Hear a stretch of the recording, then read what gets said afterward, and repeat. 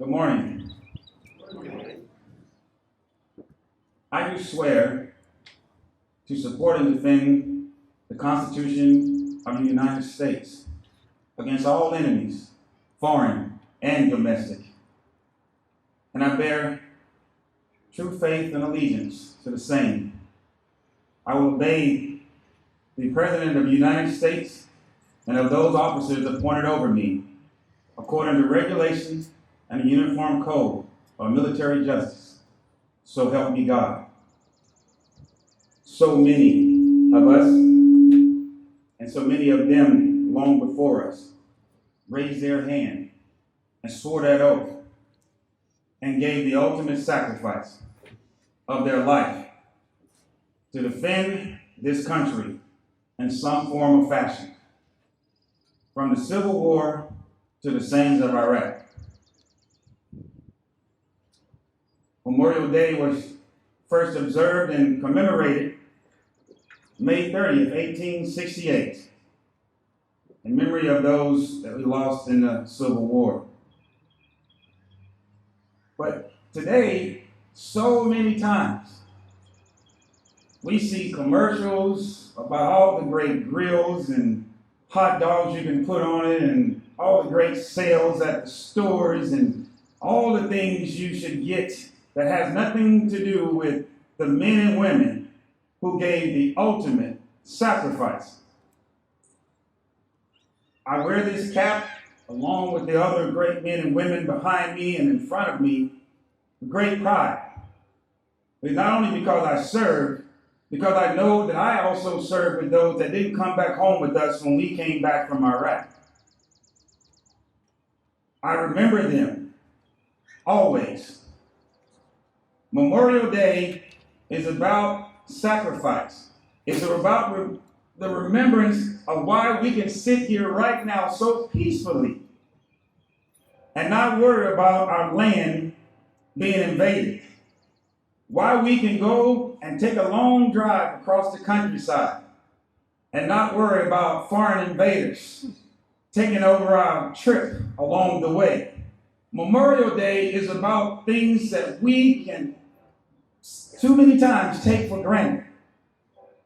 And that's just the opportunity just to get up and not worry about a 155 millimeter cannon coming over our neighborhoods or someone dropping grenades literally in our front door of our home. That we don't have to worry about those things because of that ultimate sacrifice. I sometimes wonder, a lot of times when I'm talking to people, friends, co-workers, what have you, I'm like, you really don't get it, do you? It's not a happy Memorial Day. Now, we want to be happy because of the things that we are able to appreciate, because of the sacrifices of those men and women. But it's not a day of celebration. We're not wanting to bring it down, but it's to remember. There are people who wanted to be here as well. There's an 18-year-old, there's a 22-year-old, there's a 50-year-old, there's a 45-year-old that is no longer with us, that could have been, but they made the ultimate sacrifice. Memorial Day is about honoring and remembering those who gave the ultimate sacrifice, whether it's land, air, or sea. You know, when we have this opportunity to have this day, and I think about this every time Memorial Day comes about, I think about what could have been my demise. And I think about the 8 soldiers that we lost out of my battalion when we deployed for Iraq in 2003. There was a major, there was, sergeants, there was those who were E4 or less. It didn't matter. They raised their hand and gave that oath. And they didn't get to come back home. And during our deployment, I would never forget that I was assigned with a sergeant major to go deliver the message.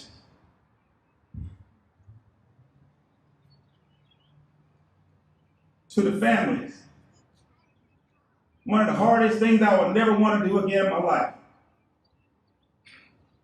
To tell a wife or a mother that your son is not coming back home.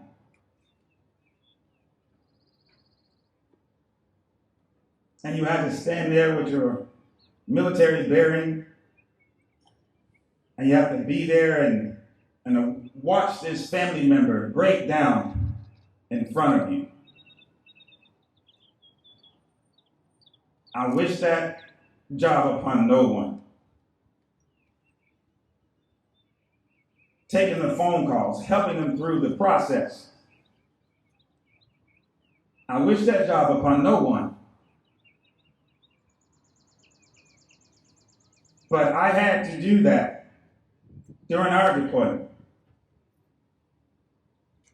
I had to get all cleaned up, compose myself, stand alongside a senior enlisted NCO and watch that message be delivered. And it's something that I will never forget.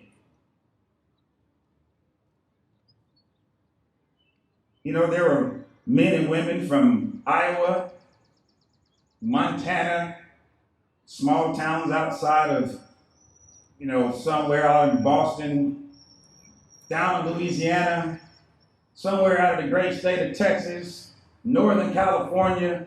They came from everywhere and served this country. They were farmers. They were fishermen. They were talking about high school kids who said, I have nothing else to do. I have got to get out of this town one way or another. I am joining the Marine Corps, Dad. Mom, I can't do this. I got to get out of here. Dad, I understand that you wanted me to take over this farm, but I got to go. And they never came back home. They never got to talk about the experiences they had, the people they got to meet from somewhere outside of a town in Mississippi or somewhere out of Jacksonville, Florida, Minneapolis, Minnesota. They came from the coldest climates to the hottest climate. They came from Tornado Alley. They came from everywhere. The snowy mountains of California. They came out of the deserts of Arizona. They came from everywhere. And they served this country by giving the ultimate sacrifice. And this day is to remember them. Somebody out of one of the great neighborhood and communities out of Matthews gave the ultimate sacrifice. Someone from Huntersville, someone out of Pineville, North Carolina, somebody out of Concord.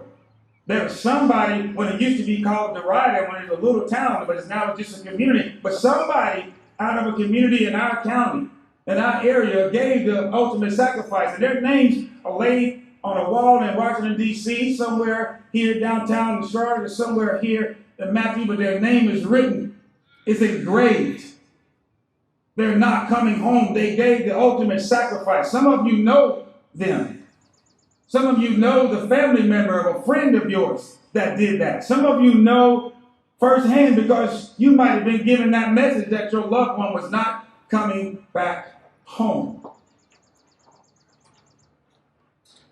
So when we have this day, though we get to enjoy the grill, we have great food and that family time, if you haven't started a tradition, say, you know what, we're going to have a great family time. We have a holiday, we can vacation as a family. But one of the things we're going to do, family, before we break bread, not just pray. You have a friend, you have a loved one, and whether you know them or not,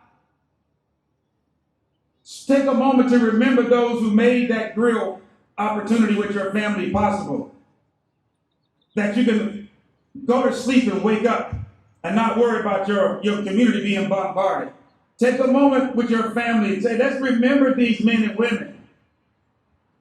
Let's remember the Navajo code breakers. Let's remember the Tuskegee Airmen. Let's remember the women that all they could do at once upon a time was just do the mail, or they just did the sheets. Remember Camp Green. We used to have a military base here in Charlotte, North Carolina. It was called Camp Green during World War I. The women made the bedding, the linen, the suits, everything that the men wore. Remember them. Because it wasn't just men. There are women who have not returned home, and they won't return home. There are people who came in from other countries with the hopes of being an American citizen that are never going back home because they gave their life for this country. They believe in the thing that's called the United States of America.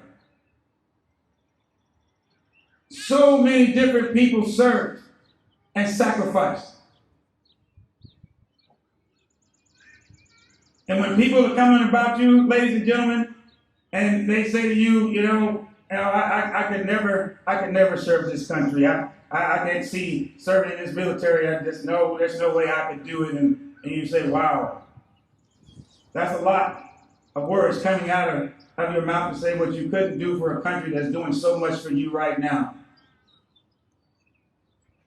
Please don't disrespect or dishonor the memory of those who gave their life so that you can have the right to say those things.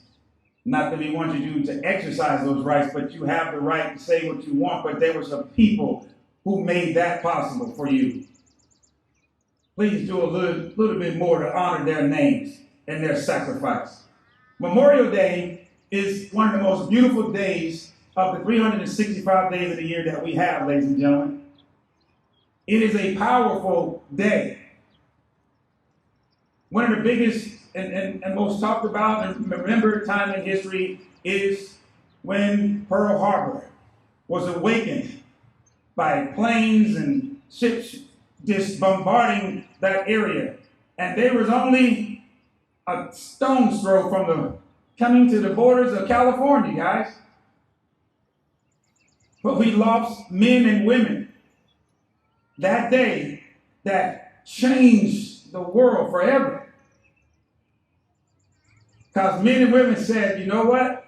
You have awakened a sleeping giant. And we're going to let you know just how big we are. And now there are names that I got to go see not too long ago. The thousands of names along the walls in Washington, D.C. Oh my God. Seeing a 98-year-old veteran being held up by his family member, putting his hand on the wall and the tears that is coming from his eyes and remembering the comrades that he lost, and seeing the ceremony being held for them when everyone knows that's a World War II veteran, and watching everyone come to a complete halt. Oh my God, it's the most powerful moment in his time you want to see. Just the honor they gave that gentleman as he stood there honoring those that he served with. And there's so many of you in front of me and behind me that gave them your time. Some of us got aches and pains that we are going to carry with us for a lifetime, letting us know that we also served. But we are very grateful that we are able to stand still and be here alive to remember those that served with us. Ladies and gentlemen, the fact that you're here is a powerful message to everyone before me and these great men and women behind me, that you're here to honor those who gave the sacrifice for your country. I can't thank you enough for your moments of time that you take out of your day to be here. Matthews, North Carolina, Mint Hill, North Carolina, every community in between. No matter where you came from today, this morning. I mean it with all my heart. Thank you for taking this time out of your day to remember our comrades, to remember your family members, to remember your best friends. Some of them, just a mere thought of them can bring a tear to your eye. Thank you for taking this time out of your day. And I'm going to end this by giving you a story about Jumpin Jack. Jumpin Jack came out of Baton Rouge, Louisiana. Young man graduating high school. He wanted to get out of there. There was 1972. Wasn't a whole lot going on in Louisiana. And they were coming near the end of Vietnam War. Jumpin Jack getting out of high school, and he was like, I got to do something, Dad. Mom and Dad, I can't stay here. I want to do something with my life. He had friends that was going on to college, and those that had great opportunities to do things, and Jack was just like, I got to find a way to make something of myself. Well, Jack joined the Army. Yep, the greatest branch there is in the military. Yes, indeed. I knew y'all would agree with me. I felt that. He joined the Army. He had to go take that oath. He had to go Fort Leonard Wood, Missouri. Fort lost in the woods. In the middle of no man's land. He had to get on that cattle truck, and they all talking with each other and talking, and like, everybody's wondering what's going to be expected, and, they get in on the buses and get in somewhere in Springfield, Missouri, and bus you all the way to Fort Leonard Wood. Well, they're on the bus, and then they had to transfer from that Greyhound and get on that cattle truck. Everything was going so nice. It was nice and smooth. And then they get on the base. Somehow they see that big sign, that Fort Leonard Wood, welcome to Fort Leonard Wood. Yeah, oh my God. And then you see they get off and get inside and start seeing these barracks, right? These big, great buildings, everything's so clean and immaculate. And then they see these men standing there with these round, smoky bear hats, looking at them, wondering what in God's name is getting ready to happen. It was about 40 or 50 of them. And they were just waving and smiling and waiting for the cattle trucks to stop. And then the cattle trucks came to a halt, right? And Jack was holding his bag, what have you, and because they had went through, you got to go through this process to get all your clothes. You have this big old duffel bag that you carry with all your belongings on it, right? Pretty white underwear and socks and shorts and all the great things you write home to mom about. Well, that door opened to that cattle truck, and man, oh man, somehow or another, something broke loose, and I ain't going to say what it was, but it broke loose. All of it broke loose, and there were men getting on, and they were spitting and yelling and screaming. They had their hat pressed against foreheads, and they were grabbing duffel bags and throwing the duffel bag and the recruit at the same time, telling them to get off my bus, get off my shoes, get off my concrete, get off my grass. And you like, well, I get off the grass, I got to get on the concrete. I get off the concrete, I got to get on the grass. What am I supposed to do? Float? And they just make you go crazy. They just yelling orders, and you just trying to figure out, why did I do this? Jack was like, I can't understand why my mom and dad didn't talk me out of this. Well, Lord knows, that was what we call, ladies and gentlemen, hell week. You make it through that, you can make it through anything. And well, I remember the story of Jack, and they get all broken in, and they get ran into the barracks, and they got the beds made up, and they were taught all these things, and they go out and get in formation, and they hear these people coming by. Whoa, whoa, whoa, whoa, oh Lord, I want to go. And it's like, whoa, that sounds nice. When are we going to learn to do that? Sooner or later, they were doing it too. Then week number 2, week number 4 goes by. Week number 6 goes by. Week number 8 goes by. Then it's graduation time. Then they had to go to Met or MIT because you got to go learn your MOS, as we call it, learn your job. Man, they go, they thinking, oh my God, they made it through it. Guys who started out as 200 pounds are now 170 pounds. Guys that started out at 160 pounds, they're 180 pounds. Guys that started out at 250, they are now at 190. Man, these men were looking good. Jack was looking and feeling the way he ain't never felt in his life. But as soon as they got done with their MOS school, they were given orders. They were going to have to deploy. Because when Jack left Fort Leonard Wood, he also had to go to jumping school. Because, he wanted to be a part of the best. He wanted to be a to jump. He wanted to be able to jump out of planes. He talked about having the ultimate experience. Jack went on with his buddies, and they got their orders, and they had to go over to Vietnam because it wasn't yet over. This is 1972. Well, Jumpin Jack was a nickname they gave him because he was one of the best. Like I can tell you from the plane where he was going to land, within inches of it, he would a lot of times land within feet of it. He would land. He was so good. He was one of the best. Where they got to Vietnam, and they let them know they're going to have a night mission. And in that night mission, they have somewhere they got to go to. There's an area, and they got some of our soldiers, some of our men.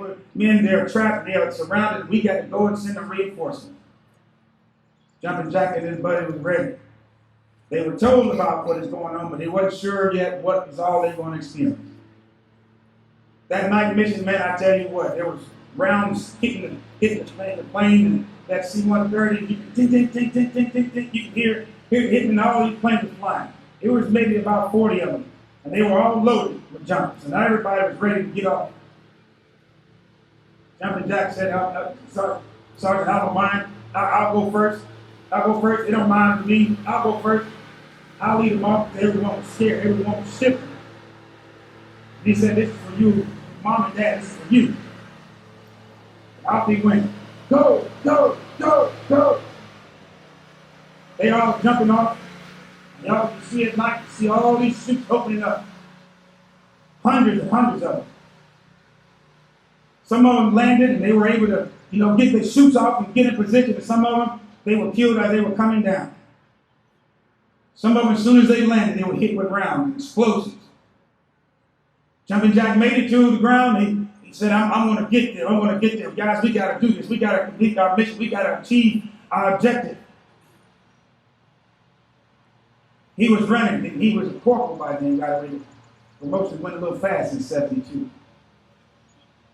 Jumpin Jack was leading the way. Man, I tell you what, they were doing their thing. They were getting to the objective. They were achieving their objective. They were getting through the woods, and it was dark. Couldn't see. All they could hear was voices and languages they couldn't understand, and rounds going off over their head. And everything they learned when they was in AI and their basic training, rounds being shot over your head. Everything was being put into action. Jumpin Jack said, we're gonna do this. I might be afraid, but God has got me. God has got me. God has got me. That's all they keep saying. God has got me. God has got me. If it's my time, let it be, but God has got me. He just kept going. And all these guys going. Guys were dropping to his left, dropping to his right. Jumpin Jack said, I'm going to achieve my objective. Explosions going off. And they had called in coverage. And the lieutenant called in coverage and asked them for air support. And man, it was coming. Rounds were coming over their head as well. Well, they were making progress. Jumpin Jack had to go into, they asked him, because Jumpin Jack was a small guy. They asked him, could you go into this hole? There was a hole. And on top of that, it was nighttime. He had to put the flashlight in his mouth, take his handgun, and he had to go in this hole, clear this hole.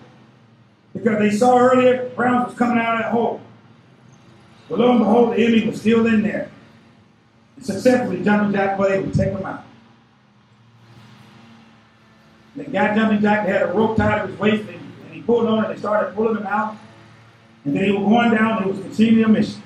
Well, Jumpin Jack and the others, they made good progress. But somehow or another, they underestimated the enemy. Some things they wouldn't expect. Because they saw and heard that they were right there at our other buddies that were surrounded, they were closed in on, and they were able to get there and get the enemy scattered about, and the other troops were excited. They were going to be free. They were going to be able to get out of there because our help has arrived. Jumpin Jack was running through, and they could hear the other Americans that they were there to support, and they were running through the woods, and somehow or another, Jumpin Jack and the others ran through a makeshift minefield. In that makeshift minefield, Jumpin Jack lost a part of his left leg. Several other guys were just blown away. And instead of laying there, somehow or another, because of rounds. That didn't stop just because that happened. Rounds were still coming overhead. He continued to crawl. It was nighttime and people didn't know where all their buddies were. Who was buddies and who wasn't.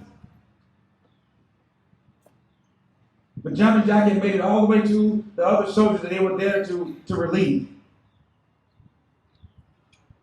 And while there, he had already wrote a note to his mother and father.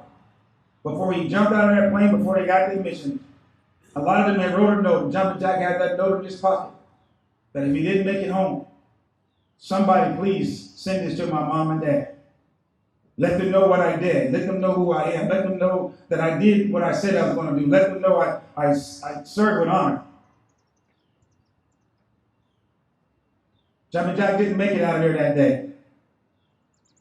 He didn't make it out of there along with so many others. But he achieved his objective. They were able to bring the support needed to their buddies. They got them out of there. But what Jumpin Jack did, they sent that letter home to the mother and father to let them know that Jumpin Jack, your son, who we dearly named Jumpin Jack, though his time was short, his service time was short, but what he did and what he was able to sacrifice and what they noticed that he'd done, he was able to get the Medal of Honor. Because he was able to save lives and he gave his life to do so. And Jumpin Jack is one of the reasons why we're here. He is the reason why we're here. Remember on Memorial Day, the ultimate sacrifice is the reason why our freedom is the way it is today. I thank all of you men and women who have served. I thank the family. I thank the wives. I thank the widows. I thank the sons and daughters whose mother and father went before you and they served this country with honor and they gave their lives. I thank you for those of you that are remembering them right now today, because without them, there would be no me, there would be no us, there would be no United States of America. God bless you, and God bless the United States of America.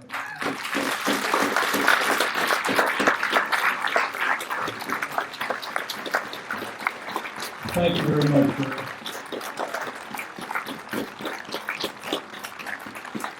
I would ask you all now if you would be so kind as to turn and face the back